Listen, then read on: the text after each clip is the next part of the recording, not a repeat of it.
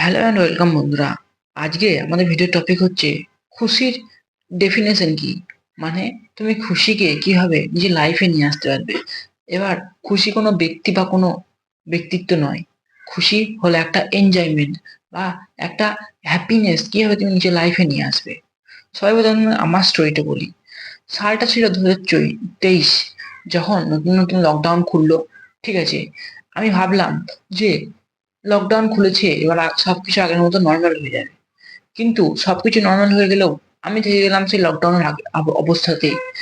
কারণ মানে বা জিনিসটা কি তোমরা বুঝো। আমি থেকে গেলাম সেই একই রকম ভাবে। মানে আমি লকডাউন শেষ হওয়ার পরও সারাদিন বাড়িতে বসে বসে গেম খেলতাম এবং টুকটাক কাজ করতাম। যেগুলি কাজ করা আমাদের তোমরা জানো, সবারই বাড়িতে কিছু না কিছু কাজ থাকে, সে কাজগুলি করতাম। তার সঙ্গে পড়াশোনা চালাতাম। ঠিক আছে, পড়াশোনা তো নামমাত্রই হতো, তাও সেটা করতাম। ঠিক আছে, এবার এটা করতে করতে আমার 3 থেকে 4 মাস পর রিয়েলাইজ হলো যে আমার তো আমার এরিয়াতে এখন লকডাউন সরে গেছে এবং আমার এরিয়াতে করোনা এফেক্টিভ ব্যক্তি এখন নেই। তাহলে আমি কেন আগেকার মতো বা লকডাউনের মতো বাড়িতে বসে আছি? আমার তখন এই মাইন্ডসেট এসেছিল। কিন্তু আমার তখন ইনস্টাগ্রামে রিলস আর একটু ভিডিও ভিডিও এডিটিং করতাম ইনস্টাগ্রামে, মানে ইনস্টাগ্রাম রিলস এর হোয়াটসঅ্যাপ স্ট্যাটাস, ওই ধরনের ভিডিও এডিট করতাম। আর ঘরে টুকটাক কাজ থাকতো, সেগুলি কমপ্লিট করতে করতেই আর ফোন দেখতে দেখতে সন্ধ্যে লেগে যেত। তারপরে শীতকালে বেরোতাম না। ঠিক আছে, এরকম করতে করতে আমার বেসিক্যালি 2023-এর এন্ড দিকে, মানে এই সময়, মানে 23-এর ডিসেম্বর কি নভেম্বর মাসে, নভেম্বর মাসে আমার মনে হলো যে এই জিনিসটা আমি করছি, এই জিনিসটা করেও আমি কিন্তু এত ভালো লাইফ এনজয় করছি। খাচ্ছি দাচ্ছি গেম খেলছি, কাজ করছি, ঘুমিয়ে যাচ্ছি, আবার সেম রুটিন ফলো করছি, তাও আমি খুশি নয়। মানে কখনোই বলতে পারি না যে এই লাইফটা নিয়ে আমি খুবই এনজয়মেন্ট লাইফ করছি। তখন আমার মনে হলো এই জিনিসটা কেন হচ্ছে। আমি যখন তখন ইউটিউবে যাই, ইউটিউবে যে দেখি কি কি কারণে হচ্ছে এই জিনিসটি। ইউটিউবে গেলাম, ইউটিউবে সব ধরনের কন্টেন্ট ক্রিয়েটার আমাকে নানান ধরনের ভিডিও রেকমেন্ড করলো। সেসব ভিডিওগুলো দেখে আমি কিছু জ্ঞান, তথ্য বা ধারণা অনেক কিছু পেলাম, কিন্তু সেগুলি নিজের মধ্যে অ্যাপ্লাই করেও কিন্তু কোনো কাজ হয় বলে আমার মনে হচ্ছিল না, বা কাজ হয়ও নি ওগুলিকে অ্যাপ্লাই করে। ঠিক আছে, তারা বলছিল সোশ্যালাইজড করো। করোনার সময় তাদের এরিয়াতে তখনও করোনা চলছিল আর কি, সেই হিসেবে তারা বলছিল। এবার আমি ভাবলাম না, আর এই ভুলটি করা ঠিক হবে না। যে আমার লাইফে এনজয়লেস হয়ে যাচ্ছে, মানে আমার পারপাসলেস লাইফ হয়ে যাচ্ছে। তখন আমি নিজের সঙ্গে বসলাম, মেডিটেশন করলাম, ওয়াকিং করলাম, বোর্ড হলাম, তারপরে গ্রেটফুল জার্নালিং করলাম, আর অনেক কিছু করলাম। তবে এই জিনিসগুলো কেউ আমাকে বলে দেয়নি, কিন্তু এই জিনিসগুলো আমি জানতাম আগে থেকে। কারণ কারণ এই বোর্ড হওয়া মানে বিরক্তিকর হওয়া, বিরক্ত হওয়া, ঠিক আছে, ধ্যান করা, মেডিটেশন করা, এসব জিনিস আমি আগে থেকেই জানতাম। এসব জিনিস অনেক কার্যকরী। কারণ আমি করোনার সময় অনেক ডিটেলস আমি নিজের মধ্যে নিয়ে নিয়েছিলাম।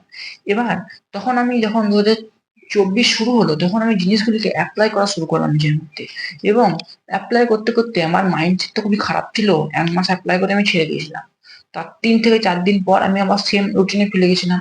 তখন আমি প্রতিজ্ঞা করলাম, না, এইসব জিনিসগুলো আমি অ্যাপ্লাই করতেই থাকবো। সেদিন হবে না হবে না আলাদা ব্যাপার, কিন্তু আমি অ্যাপ্লাই করতেই থাকবো।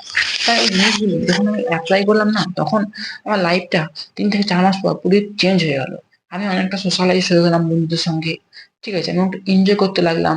আমি একটা এক্স অ্যামাউন্ট মানি ইনভেস্ট করতে লাগলাম, বা এক্সট্রা মানি ইনকাম করতে লাগলাম। তারপরে আমার কলেজ শুরু হলো। ঠিক আছে, কলেজে ওখানে সবার সঙ্গে এনজয় করতাম, নতুন নতুন বন্ধু বান্ধবী বানালাম। কিছু কিছু ভালো স্কিলস শিখলাম, যে স্কিলস গুলি লোককে দান করে আমি একটা গ্রেটফুল বা ভালো পর্যায়ে বা ভালো প্রোগ্রেস নিয়ে পৌঁছে গেলাম। তো তোমরাও কি চাও যে লাইফকে আমার মতো এনজয়ফুল করে তোলা এবং হ্যাপিনেস করে তোলা এবং সবসময় একটা খুশি খুশি ভাব থাকা নিজের মধ্যে? তাহলে তোমাকে সবাই তোমার পারপাসটা বুঝতে হবে। কারণ একটা কথা মাথায় রাখবে, একটা ছেলে যদি কোনো পারপাস না থাকে, তাহলে তার লাইফ কিন্তু খুবই স্যাড হয়ে যায়। হ্যাঁ, সে যত ভালো ভালোই কাজ করুক না কেন, সে দিনে 10,000 টাকাও যদি ইনকাম করে, তার লাইফে যদি পারপাস না থাকে কোনো, তাও সে কিন্তু স্যাড হবেই। তাই তুমিও যদি এই ভুলটি করে থাকো, তোমার মধ্যে যদি কোনো পারপাস না থেকে থাকে, আজকে নিজের পারপাসটি কেন। এবার পারপাস তো কোনো ব্যক্তি নয় বা তোমার বাড়ার কোনো লোক নয় যে তুমি ডেকে নিয়ে চলে আসবে। তুমি পারপাসটা আমাকে খুঁজতে হবে। এবার বললো, দাদা আমি তাহলে কি ইউটিউবে ভিডিও দেখবো হাউ টু ফাইন্ড পারপাস?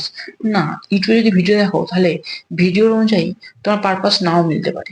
তাই নিজের পারপাস নিজে খোঁজো। আমি যেমন খুঁজেছিলাম, প্রতিদিন তোমরা যদি চাও নিজের পারপাস নিজে খুঁজতে, তাহলে তোমাকে একটু মেডিটেশন করতে হবে, একটু ওয়ার্কআউট করতে হবে, একটু এক্সারসাইজ করতে হবে। তারপরে এগুলি সবই যখন তুমি করে মেডিটেশন, ওয়ার্কিং, বিরক্তিকর বোধ করা, তখন চেষ্টা করো ফোনটিকে সুইচ অফ রাখা। কারণ তুমি যদি ফোনটিকে অন রেখে এসব মেডিটেশন করো, তাহলে কিন্তু সেটি কোনো লাভ হবে না, বা সেটি ঠিকভাবে হবে না পর্যায়ে। তাই নিজে কখনোই মানে আমি যদি মনে করতাম, তাহলে কিন্তু আমি রিগ্রেট করতাম যে না, আমি 23টা বরবাদ করেছি ফোন দেখতে দেখতে, তা 24 আমি কি এমন করবো যাতে আমার 24টা ভালো হবে। ঠিক আছে, না, আমি কিন্তু তখন রিগ্রেট করা বন্ধ করে দিলাম এবং নিজের উপর ফোকাস করলাম। তোমরাও তাই করো। আমি জানি তোমাদের মধ্যে সমস্ত ধরনের ডিটেলস আছে, তোমরা সেগুলিকে ফলো করো। লোককে নিজের মাথায় রেখে, নিজের মাথার মধ্যে ডিটেলস গুলো রেখে দিয়ে, বা যে ইম্প্রুভমেন্ট ডিটেলস গুলো রেখে দিয়ে কোনো লাভ তোমার হবে না। ডিটেলস গুলো যদি তোমাকে নিজের মধ্যে অ্যাপ্লাই করতে হবে, তখন না তুমি অ্যাপ্লাই না করবে, তখন তোমার মধ্যে কোনো কাজ হবে না। ঠিক আছে, তাই জিনিসগুলোকে ফলো করা শুরু করো, বেসিক দিয়ে শুরু করো। ছোট ছোট গোলস, ছোট ছোট অ্যাম্বিশন, ছোট ছোট লক্ষ্য নিয়ে আসো নিজের মধ্যে, সেগুলিকে কমপ্লিট করো। দেখবে তোমার দ্বারা কনফিডেন্স বিল্ড হয়ে যাচ্ছে। সেই আত্মবিশ্বাস তোমাকে আরো বড় জায়গায় নিয়ে যেতে পারে কিন্তু। তাই ছোট ছোট গোলস শুরু করো। এবার ছোট ছোট গোলস, আমি আগে একটা ভিডিও বানিয়েছি 4 হ্যাবিটস, ওটা তোমরা ফলো করতে পারো। আর আমি আগে ভিডিও বানাবো, সেগুলো তোমরা ফলো করো।